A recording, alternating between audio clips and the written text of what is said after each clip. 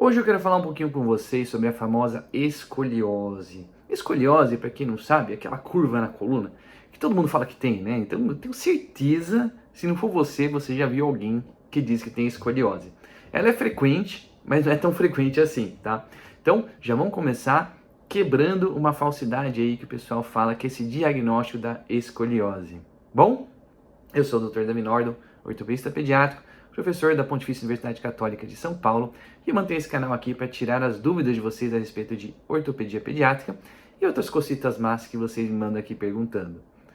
Falando de escoliose, então, essa falsidade diagnóstica que eu falei para vocês, o que é? Toda vez que você faz um raio-x, se a sua coluna não estiver parecendo um cabo de vassoura, eles vão dizer que tem uma escoliose para um lado ou para o outro. Mas o que é importante a gente lembrar? A escoliose é só acima de um determinado grau. Ou seja, se a sua coluna está um pouquinho curvada, provavelmente ela está normal. Vamos lá. O que é escoliose? Escoliose é uma deformidade tridimensional da coluna. Ou seja, você tem uma inclinação dela para lá e para cá, você tem uma inclinação dela para frente e para trás, e você tem uma rotação. Então é tridimensional. Se você digitar na internet, tenho certeza que você vai ver um monte de exemplo de casos bem graves de escoliose. E aí, o que causa? Geralmente é um defeito de formação ou do desenvolvimento. Então a gente tem dois tipos básicos de escoliose. A gente tem escoliose infantil, também conhecida como congênita, e a gente tem escoliose juvenil, também conhecida como idiopática. Bom, a infantil normalmente tem alguma alteração da formação das vértebras, e a gente tem múltiplos defeitos de vértebra que levam geralmente a uma deformidade grave e bastante progressiva. Ela já é bem diagnosticada no comecinho da vida. Então você vai ver que tem alguma coisa diferente na criança, porque geralmente ela é mais grave do que a juvenil idiopática que a gente fala que acontece mais tarde. Essa juvenil, parece aí em torno dos 10 anos, um pouquinho antes, um pouquinho depois, chega a ser até 10 vezes mais comum em meninas. Por isso a gente fica bastante atento quando está fazendo avaliação, especialmente de meninas. Como que eu vou suspeitar dessa escoliose? Não é por causa de dor, hein? O pessoal confunde muito achando que escoliose dá dor. Gente, isso é fake news, tá? Escoliose para dar dor, a gente considera que é acima de 70 graus de curva, ou seja, escoliose bem grave. A maior parte das pessoas vai ter uma escoliose leve. E aí, como você vai suspeitar? Diferença de altura de ombros. Então, assim, você vai ver que está mais inclinado. Às vezes você consegue ver o quê? Vem na criança de costas, então vendo seu filho, sua filha, você vai ver que tem aquela curvinha, certo? Então imagina aqui, ó, tórax, cintura e bacia. Então você faz parecendo uma ampulheta normalmente. Você vai ver que comparando um lado com o outro, um dos lados é menos ou mais acentuado do que o outro. Então é assimétrico, é diferente. Isso já chama a sua atenção. Tem um teste muito frequente que a gente faz, que é o teste de Adams, que é pedir para a criança inclinar para frente, tentando encostar as mãos nos pés sem dobrar os joelhos. Nesse caso, a gente vai ver uma gibosidade, então a gente vê uma curva, parecendo com o corcunda de Notre Dame, sabe? A gente vai ver do lado que tem a curva de escoliose. Então esse é o exame clínico para escoliose, que ajuda bastante a gente na triagem. Mas o que realmente mata o diagnóstico é fazer uma radiografia. A radiografia panorâmica da coluna vai mostrar para a gente a coluna inteira e vai mostrar se realmente tem uma curva ou não. E aí que entra o negócio que eu falei para você. Para ser uma escoliose, precisa ter mais de 10 graus de curva escoliótica. Se tiver menos que 10 graus, não é uma escoliose.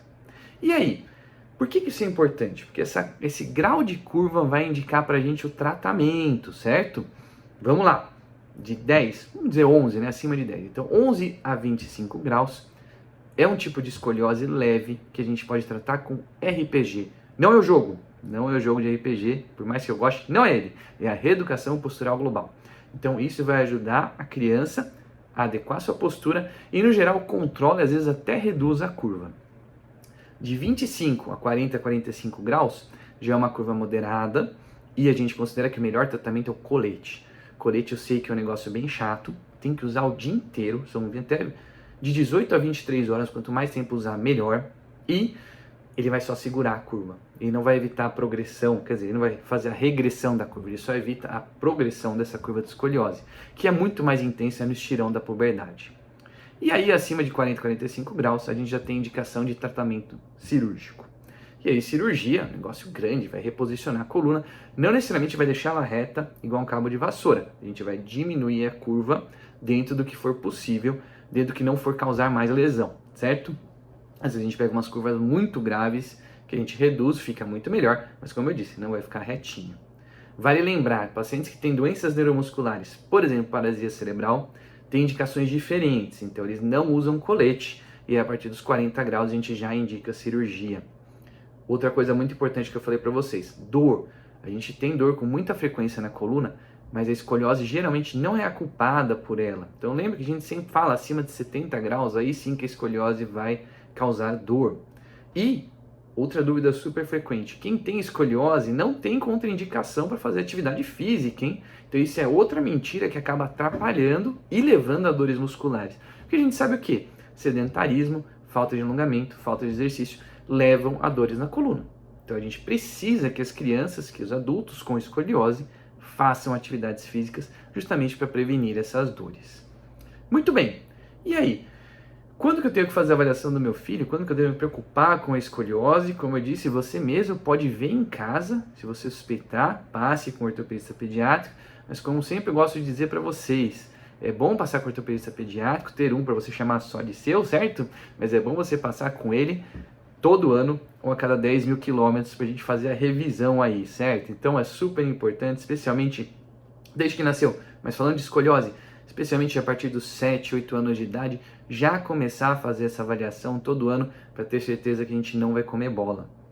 Outra coisa super importante para vocês, na escoliose, quando começou a menstruar a menina, ela para de crescer, ela dá uma, quer dizer, não só na escoliose, toda criança, toda menina quando começou a menstruar já não cresce mais tanto quanto ela crescia antes, mas isso é particularmente importante na escoliose, por quê?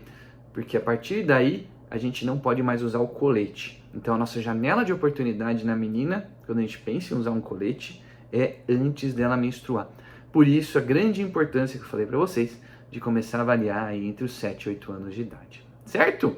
Ficou com alguma dúvida, tem alguma crítica ou sugestão? Pode deixar aqui embaixo nos comentários.